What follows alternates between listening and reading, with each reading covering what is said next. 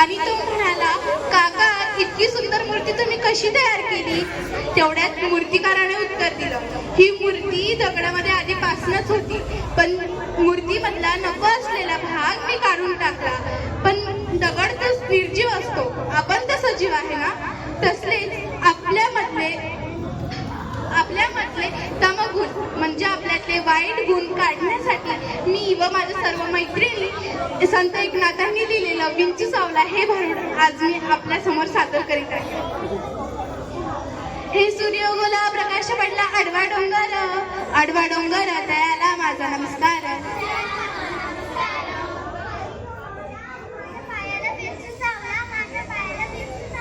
अगं आई ग,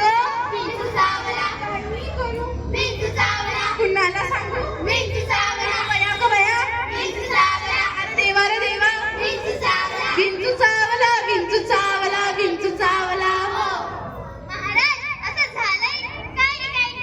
काम क्रोध विंचू चावला.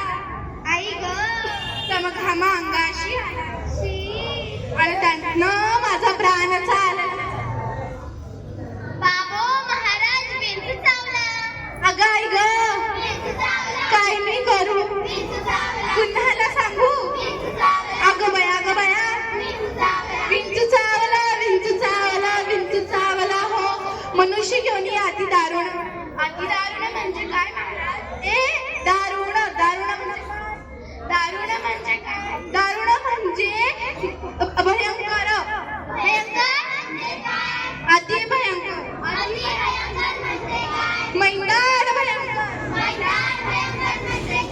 तुमच्या तोंडातले दात पडल्यावर तुम्हाला जितका त्रास होईल तितका भयंकर. मनुष्य इकडे अति दारुण मजन अंगा मारिला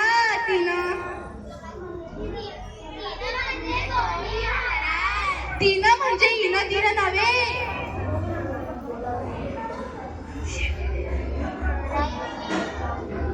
अरे हिनं तिनं म्हणजे त्या बयाने नव्हे.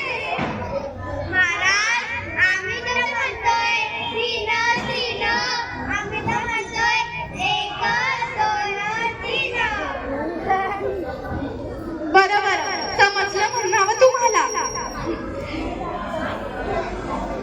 समजलंच म्हणावं आता तुम्हाला. विंचू चावला, हो विंचू चावला, मलाही विंचू चावला. अगं आई ग, काय मी करू? अरे देवा रे देवा, अगं आई ग, विंचू चावला, विंचू चावला, विंचू चावला. इंगळी म्हणजे काय महाराज? इंगळी म्हणजे मोठा.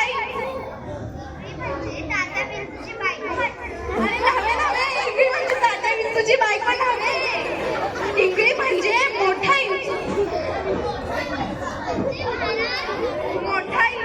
साधारण मोठा इंचू म्हणजे स्टँडर्डच विंचू. स्टँडर्ड विंचू म्हणजे आजकालची जण जितकं स्टँडर्ड राहतात तितकाच स्टँडर्ड विंचू. म्हणून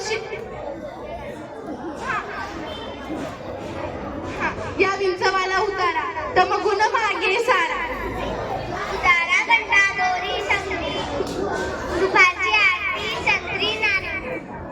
अरे हा उतारा नव्हे, या विंचवाला उतारा तो म्हणजे तमगुण मागे सारा. तमगुण म्हणजे काय? तमगुण म्हणजे काय तुम्हाला तरी माहिती आहे का महाराज? तमगुण म्हणजे तंबाखू वाटताना एकत्र मागं. तमगुण म्हणजे ते नव्हे. तमगुण म्हणजे एखाद्याच्या छातीचा जर फुगात गर्वाने फुगला असेल तर त्याला पीक मारून हवा काढून द्यायची. निघाली का